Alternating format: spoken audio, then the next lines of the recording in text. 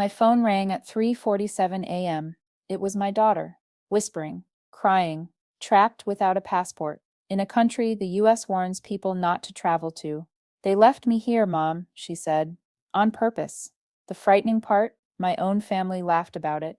I couldn't breathe. I couldn't think. All I could hear was static on the line and my 18-year-old daughter trying not to sob. Ellie, baby, where are you exactly? My voice was steady, but my hands weren't.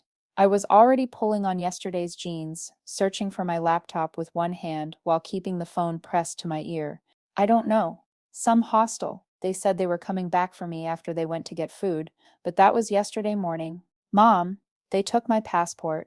Aunt Marilyn said she needed it for safekeeping, and then they just left. Before I tell you what happened next, let me know in the comments what city you're watching from, because what I'm about to share might sound impossible if you come from a normal family. But some of us, we weren't that lucky. Let me back up 3 weeks. My daughter Ellie had just graduated high school, valedictorian, full ride to Rice University, the pride of my life, and honestly, the only good thing that came from my disaster of a marriage to her father. She was everything I wasn't at 18, confident, adventurous, unafraid of taking up space in this world. So when my wealthy half-sister Marilyn called with an invitation for Ellie to join a family heritage trip to Eastern Europe, I hesitated. Marilyn and I had a complicated history. She was 15 years older, from our father's first marriage, and she'd inherited not just his money but his talent for making you feel small while smiling. But Ellie had always craved family connection, something I couldn't give her much of as a single mom teaching middle school in Houston. Please, Mom, Ellie had begged. Cousin Derek and Sophia are going. Aunt Marilyn said she'd cover everything. It's just 10 days. When else am I going to get to see where Grandpa's family came from? Our father had emigrated from Moldova in the 1960s. I'd never been there, couldn't afford it, but Marilyn had been twice, always returning with stories about understanding our roots and the importance of family legacy. Words that sounded beautiful until you realized she only ever used them as weapons. I should have said no. God, I should have said no, but I was tired. Tired of being the strict parent, the worried parent, the parent who couldn't give her daughter the experiences her wealthy cousins took for granted. So I said yes. The morning they left, Marilyn hugged me at the airport. She smelled like expensive perfume and whispered, "Don't worry, Rachel. I'll take care of her like she's my own." I believed her. That was my first mistake. My second mistake was trusting family at all. The first week, everything seemed fine. Ellie sent photos from Prague, from Budapest, happy selfies with her cousins Derek and Sophia, both in their early 20s, pictures of old churches and narrow streets. She looked radiant. Then the photos stopped coming as frequently. Her texts got shorter. Heading to Moldova tomorrow. Aunt M says Wi-Fi is spotty there. That was the last normal message I received. 3 days of silence followed. I told myself not to panic. Marilyn had warned me about the connectivity issues, but a mother knows. Something in my chest kept tightening, like a fist closing around my heart. Then came that 3:47 a.m. call. After Ellie hung up to save her phone battery, I did 3 things. First, I called the U.S. Embassy in Moldova. They were closed. Second, I booked the first flight I could find, leaving in 14 hours. Third, I called Marilyn. She answered on the first ring, wide awake at 4 a.m. "Oh, Rachel," she said, and I could hear the smile in her voice. "You got Ellie's call?" We were wondering when she'd crack and phone Mommy. "Where is she, Marilyn?" "Chisinau, last we knew." "Don't be so dramatic." The girl wanted to find herself and explore solo for a bit. Very typical for her generation. "You left her, in Moldova, without her passport." There was a pause. Then I heard it. Laughter. Not just Marilyn's practiced tinkling laugh, but younger voices too. Derek and Sophia were there with her. They were all together, and they were laughing. "You should have seen her face," Sophia giggled in the background, "when she realized we weren't coming back." "That was hilarious," Derek added. "She actually thought we forgot her." My vision went red, then white, then impossibly clear. "Marilyn," I said, my voice dropping to a whisper, "if anything happens to my daughter, I will destroy you." "Oh, Rachel," always so theatrical. "She's fine. Consider it a character-building experience. Maybe she'll learn not to be so trusting." "God knows you never did." She hung up. I stood in my small kitchen, in my small house, in my small life and felt something inside me shift. Not break, shift, like tectonic plates realigning before an earthquake. You see, Marilyn had always been cruel in elegant ways. Backhanded compliments at family dinners, forgotten invitations to important events, the occasional reminder that I was the oops baby our father had with his secretary turned second wife, my mother. But this was something else. I opened my laptop and started searching. Moldova, former Soviet Republic, one of the poorest countries in Europe. Current U.S. State Department status, Level 2. Exercise increased caution, high rates of human trafficking, limited tourist infrastructure. My daughter was alone there, 18 years old, without identification, without money, because Marilyn had been holding all the credit cards for safekeeping. I called my brother Michael. He answered groggily. They left Ellie in Moldova, I said without preamble. What? Who left her where? I explained. He was quiet for a long moment. Look, Rack, I'm sure it's just a misunderstanding. You know how Marilyn is. She probably thought Ellie wanted some independence. Michael, they took her passport. Maybe she lost it. Kids lose things. They were laughing about it. I heard them. Another pause. You're probably overreacting. Marilyn wouldn't actually endanger Ellie. That's your daughter. She's also the daughter of the family embarrassment, I said. Rachel, come on. That's ancient history. Ancient history. That's what my family called the systematic way they'd pushed me to the edges, ever since I'd refused to lie during my father's tax fraud investigation 15 years ago. He'd wanted me to say I'd signed documents I'd never seen. I'd said no. He'd gone to minimum security prison for 18 months. I'd become the family traitor. But surely, they wouldn't take that out on Ellie. Would they?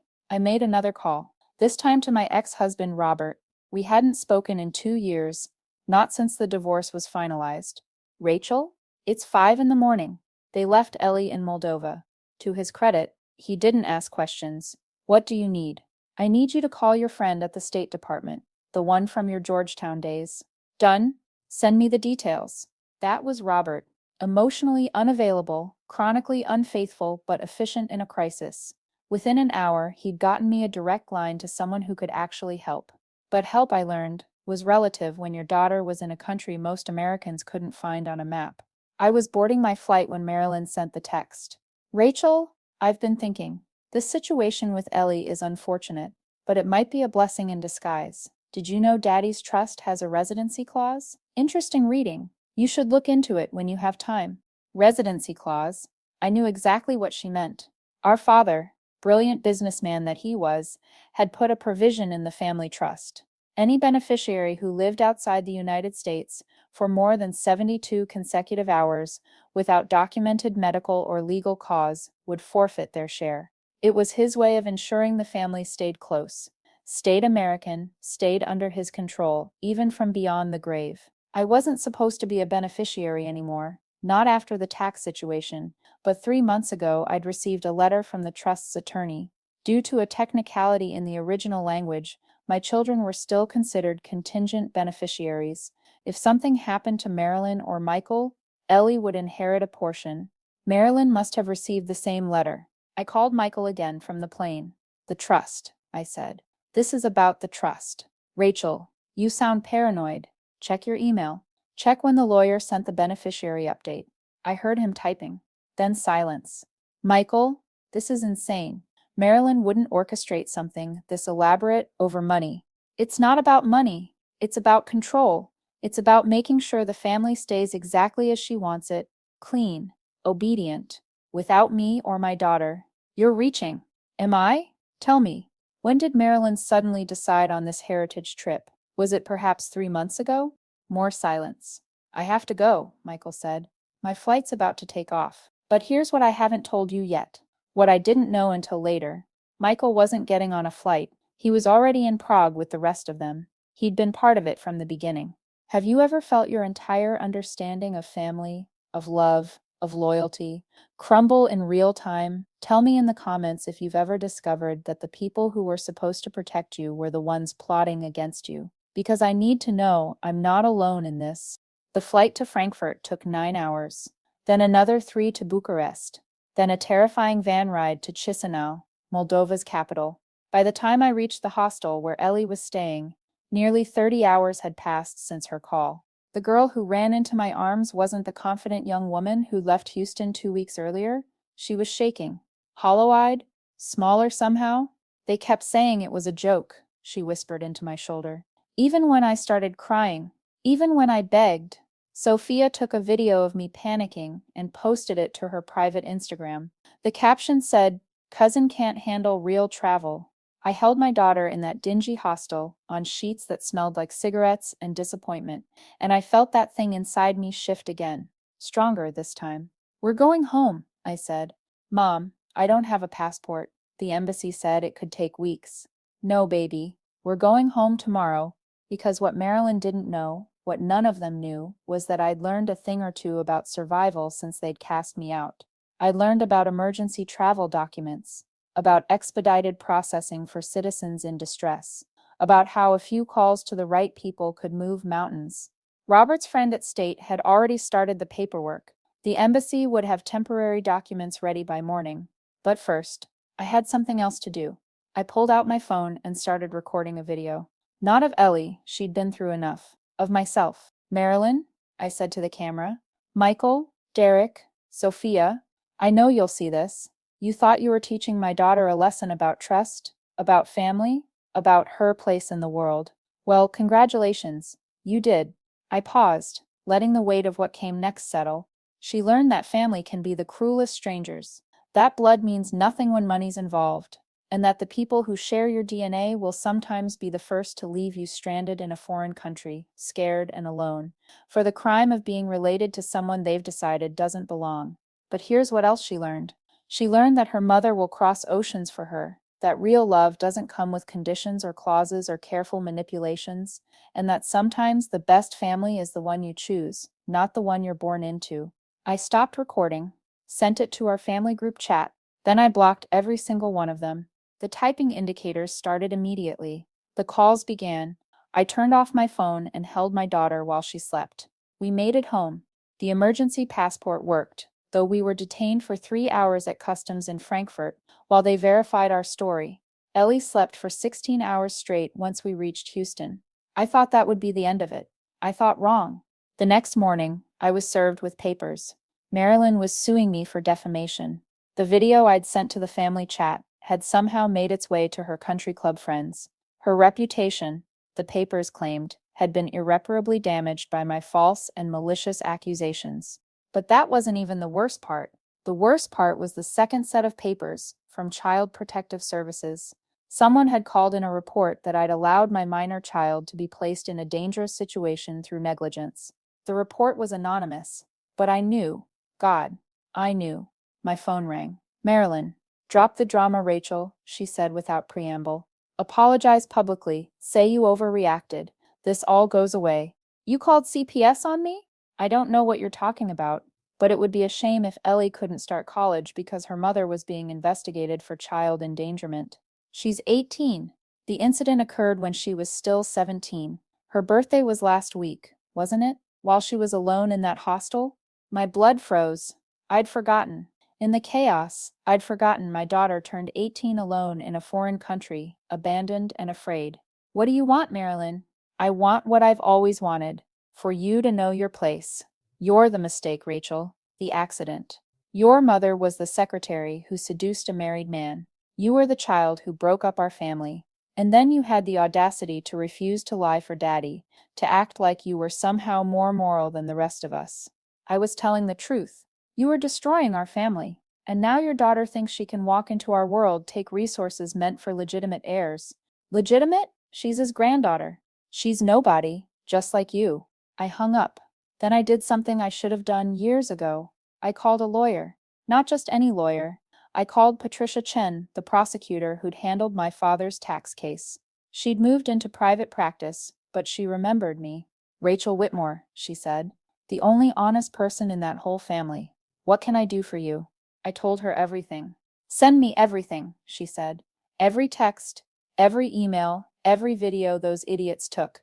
And Rachel, don't apologize for anything." But while Patricia built our case, Marilyn escalated. She called my principal, suggesting I was unstable and shouldn't be around children. She contacted Ellie's college, expressing concern about her mental state after the breakdown in Moldova. She even reached out to Robert's new wife, spinning tales about how I'd endangered our daughter. For every fire I put out, she lit two more. Michael finally called after 2 weeks of silence. "This has gone too far," he said. "You think, look, what Marilyn did was wrong, but you're making it worse. Just apologize. Move on. Think about Ellie's future." I am thinking about Ellie's future. I'm thinking about her learning that when someone hurts you, you don't bow down and beg for their forgiveness. You're going to lose, Rachel. You always do. You lost Dad's love. You lost your marriage. You're going to lose this too. "Maybe," I said, "but this time I'm going to make sure everyone knows exactly who you all are before I do." He was quiet for a moment. "I tried to stop her, you know. The Moldova thing. I said it was too much. But you didn't stop her. You went along with it. You always do." "I have to. She controls everything." "No, Michael. She controls you because you let her. Because it's easier than standing up to her. Because you get to keep your comfortable life as long as you don't rock the boat. And look where rocking the boat got you." "It got me free," I said. "Broken and struggling, but free." That's when he told me something that changed everything. "There's more to the trust thing," he said quietly. "Marilyn's been moving money, setting up shells. The trust isn't what Dad left. She's been bleeding it dry, making it look like bad investments. If anyone looked too close, she'd lose everything. We'd all lose everything. She's got it tangled up so tight that if she goes down, every beneficiary gets investigated, every tax return scrutinized, every transaction questioned. And you're okay with this?" I didn't know until Prague. She told me on the trip, after Ellie was already gone. Said it was insurance, to make sure we all stayed loyal. "You mean complicit. Call it what you want. But Rachel, if you push this, if you really go after her, you're not just taking down Marilyn, you're destroying the entire family. The family destroyed itself a long time ago." But I wasn't prepared for what Marilyn did next. 3 weeks after Moldova, a video surfaced on social media. It was Ellie, crying in the hostel, begging to come home, but it had been edited, spliced with clips of her partying in Prague, laughing with her cousins, drinking at clubs. The narrative it painted was clear. Spoiled American girl couldn't handle real travel, threw a tantrum when mommy wasn't there to coddle her. The caption, from an anonymous account, "When privilege meets reality." It went viral in the worst way. Ellie locked herself in her room and wouldn't come out. Rice University called, concerned about their incoming freshman's recent behavior. The local news picked it up as a human interest story about kids these days. I knew we had to fight back, but Ellie was breaking. My strong, confident daughter was disappearing, replaced by someone who flinched at notification sounds and hadn't smiled in days. "Maybe we should just let it go," she said one evening, her voice small. "Maybe Aunt Marilyn's right. Maybe I am nobody." That's when I knew I had to tell her the truth, all of it. "Baby," I said, sitting on her bed, "let me tell you about your family. Your real family. Not the one that left you in Moldova, but the one that came before." I told her about her grandmother, my mother, a brilliant woman who'd gotten her accounting degree at night school while raising me alone after my father went back to his first family. How she'd built her own firm from nothing, only to have my father steal her clients when he decided he wanted her back. I told her about the cousin who died by suicide 10 years ago, after Marilyn had systematically destroyed her reputation over a business deal gone wrong. How the family had called her unstable and dramatic right up until the end. I told her about every cruel thing done with a smile, every manipulation disguised as love, every betrayal dressed up as family loyalty. "But here's what else I need to tell you," I said. "You are not nobody. You are the granddaughter of a woman who built something from nothing. You are the daughter of someone who chose truth over comfort, and you are yourself, whole and complete, whether they acknowledge you or not." Ellie was quiet for a long time. Then she said, "I want to fight back." "Are you sure? It's going to get uglier." "Mom, they left me in a foreign country as a joke. They filmed me crying and used it to humiliate me. How much uglier can it get?" She had a point. That night, we made our own video. No edits, no manipulation, just truth. Ellie looked directly at the camera and said, "My name is Ellie Whitmore. 3 weeks ago, my aunt and cousins abandoned me in Moldova without a passport as part of what they called a prank. They took my identification, told me they'd be right back, and left the country. I spent my 18th birthday alone in a hostel in one of the poorest countries in Europe, not knowing if anyone was coming for me. She paused, steady, despite the tears running down her face. The video going around is real. I was crying. I was scared. I was begging to come home, because that's what any teenager would do when their family abandons them in a foreign country. But what that video doesn't show is the 3 days I spent not knowing if I'd ever get home. It doesn't show my cousins laughing about it. It doesn't show my aunt telling my mom that I needed to learn my place. She looked at me, then back at the camera. I don't want your pity. I don't want to go viral. I just want people to know the truth. And the truth is that sometimes family is the most dangerous thing in your life. Sometimes the people who are supposed to protect you are the ones you need protection from. We posted it to her Instagram, tagged everyone, including the news station that had run the original story. Within 6 hours, it had been shared 10,000 times. Within 12 hours, Marilyn was calling, screaming about lawsuits and destruction and how we'd ruined everything. Within 24 hours, the news station wanted an interview. But the person who surprised me most was Robert. He showed up at our door with a box of documents. I did some digging, he said, into Marilyn's finances. You're not going to believe what I found. What he found was 15 years of fraud. Tax evasion that made our father's crimes look like jaywalking, embezzlement from the family trust, and most damning, evidence that she'd been planning the Moldova abandonment for months, including emails to Derek and Sophia outlining exactly how to execute it. Why? I asked him. Why help us now? Because what they did to Ellie was unconscionable. I may have been a terrible husband, Rachel, but I'm still her father, and nobody does that to my daughter. It was the first time in years I remembered why I'd married him. Patricia Chen nearly wept with joy when she saw the documents. This is it, she said. This is everything we need. But Marilyn had one more card to play. She called for a family meeting, not just immediate family, but everyone. Cousins, aunts, uncles, people I hadn't seen in years. She framed it as an intervention, for me. Rachel's having a breakdown, she told them. We need to help her before she destroys herself and Ellie. Michael called to warn me. Don't go, he said. It's a trap. I know, I said. But I'm going anyway. The meeting was at Marilyn's house, a sprawling estate in River Oaks that looked like something out of Southern living. 23 family members gathered in her living room, all staring at me with mixtures of pity and disdain. Marilyn stood at the front like a preacher at a pulpit. We're here because we love Rachel, she began. But her recent behavior has become concerning. The lies she's spreading, the delusions about what happened in Moldova, the way she's poisoning Ellie against her own family. She had a PowerPoint presentation, an actual PowerPoint, with slides documenting my instability, the time I'd cried at our father's funeral, evidence of emotional dysregulation, the modest home I lived in, financial irresponsibility, the fact that I was divorced, inability to maintain relationships. We think, Marilyn continued, that Rachel needs help, professional help, and we're prepared to support her through that journey as long as she admits her mistakes and stops these destructive accusations. The room murmured agreement. These people, most of whom hadn't spoken to me in years, were ready to have me committed based on Marilyn's word. That's when I stood up. I have something to say, I announced.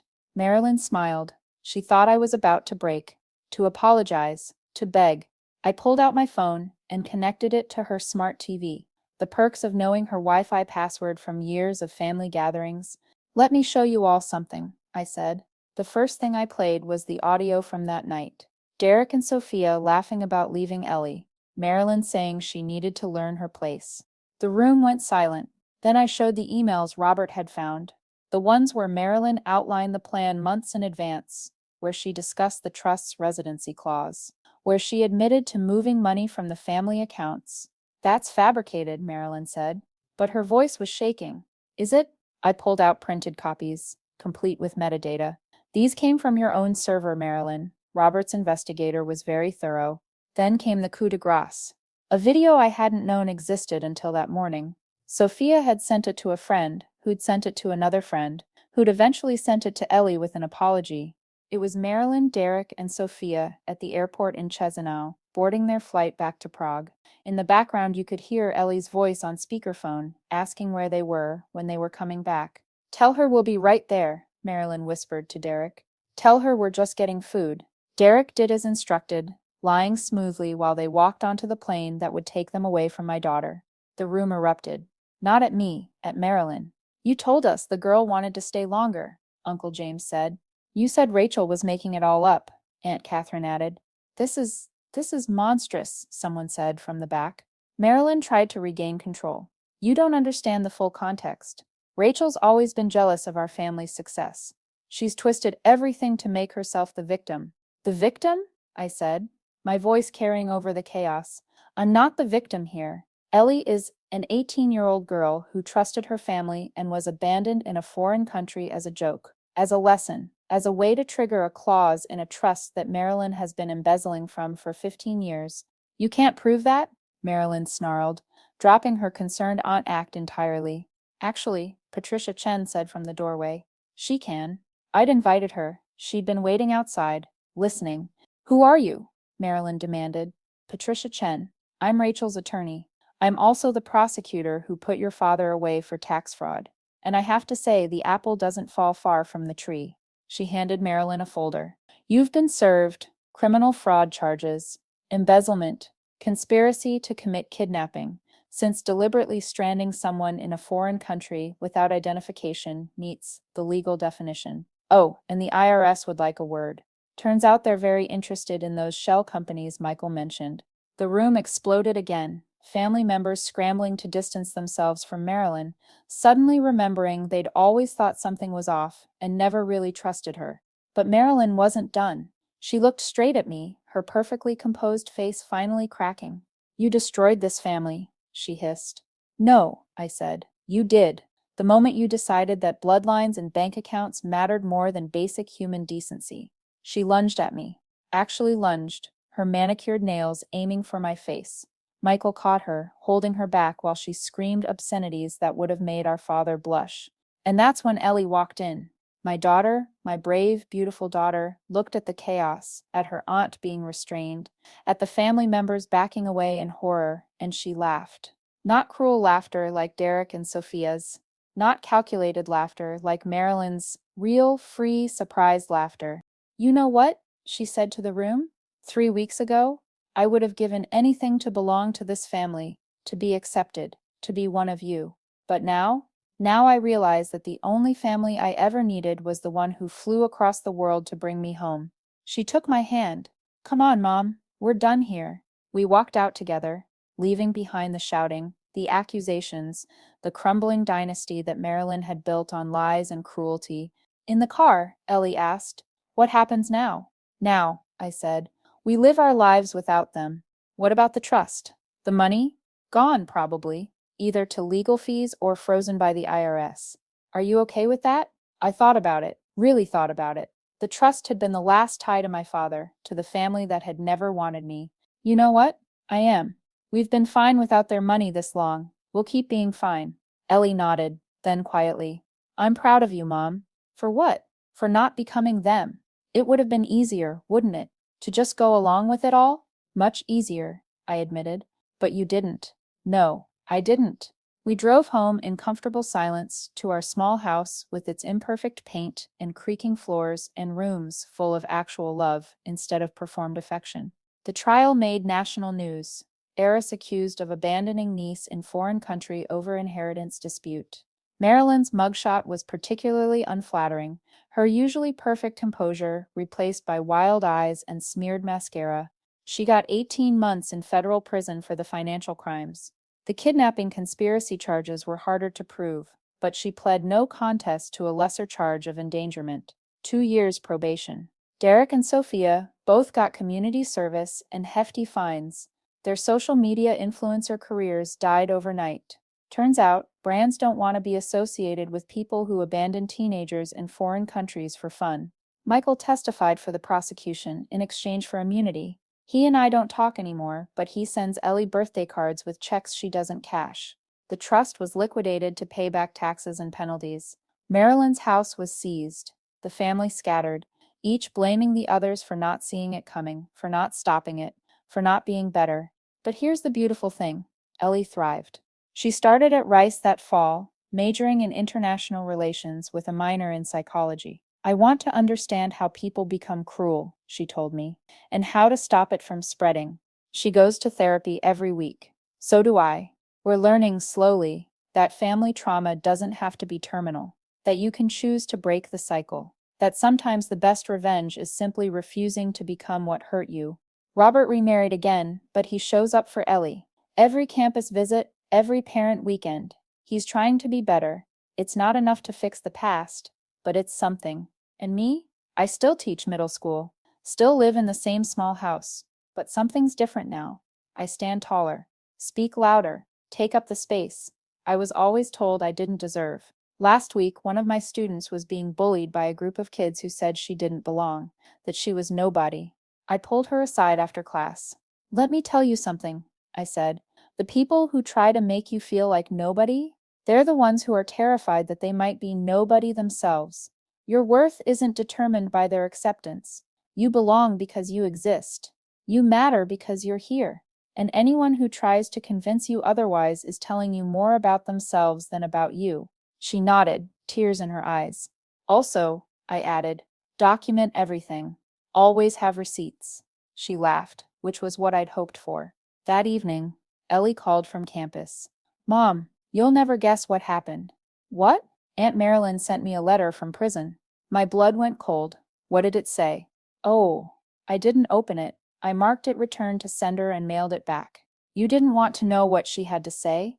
No, she had 18 years to say something meaningful to me. The only time she bothered was when she wanted to hurt me. I don't need to give her any more of my attention. That's very mature of you. I learned from the best, she said. Hey, Mom, I love you. I love you too, baby. After we hung up, I sat in my small, perfect kitchen and thought about family, about the one we're born into and the one we choose, about the difference between blood and love, between DNA and decency. My phone buzzed. A text from an unknown number. This is Sophia. I know you hate me, but I wanted to say I'm sorry, really sorry. What we did was unforgivable. I stared at it for a long time. Then I typed back. You're right, it was unforgivable, but I hope you learn from it. I hope you become better than what your mother taught you to be. She replied immediately. How do I do that? Start by telling the truth, even when it costs you something, especially when it costs you something. Does it get easier? No, but you get stronger. She didn't reply, but a week later I saw a video she'd posted, a real apology, taking full responsibility, naming what she'd done without excuses or deflection. The comments were brutal, but she left them up. Accountability in action. Maybe there was hope for the next generation after all. Sometimes, late at night, I think about that morning at 3:47 a.m. The call that changed everything. Part of me wishes it had never happened, that Ellie had never experienced that betrayal, that fear, that abandonment. But another part of me, a part I'm just beginning to understand, is almost grateful, not for the cruelty, never for that, but for the clarity it brought, for the way it stripped away years of pretense and showed us exactly who everyone really was. They took my daughter's passport, but they gave her something more valuable, the knowledge that she could survive without their approval, that their acceptance was more cage than comfort, that the family who raises you isn't always the family that raises you up. Last month, Ellie and I took a trip, just the two of us. We went to Moldova, not because we had to, but because we wanted to. We stayed in a nice hotel. We visited the museums, the wineries, the monasteries. We walked the streets of Chisinau without fear. At one point, we passed the hostel where she'd been stranded. Ellie stopped, stared at it for a long moment. You okay? I asked. Yeah, she said. It's just it looks so small now. In my memory, it was this huge, terrifying place. But it's just a building. That's how trauma works, I said.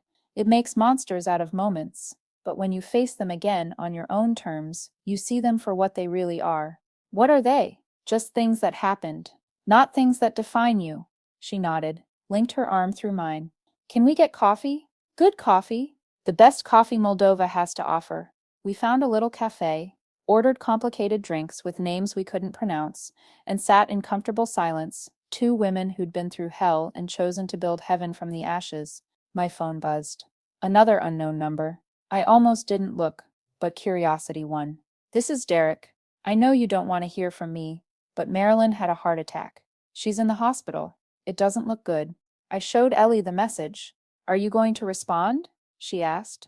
I thought about it, about the woman who'd tried to destroy us, about the family who'd stood by and watched, about the bonds that were supposed to mean something but had meant nothing at all. No, I said, turning off my phone.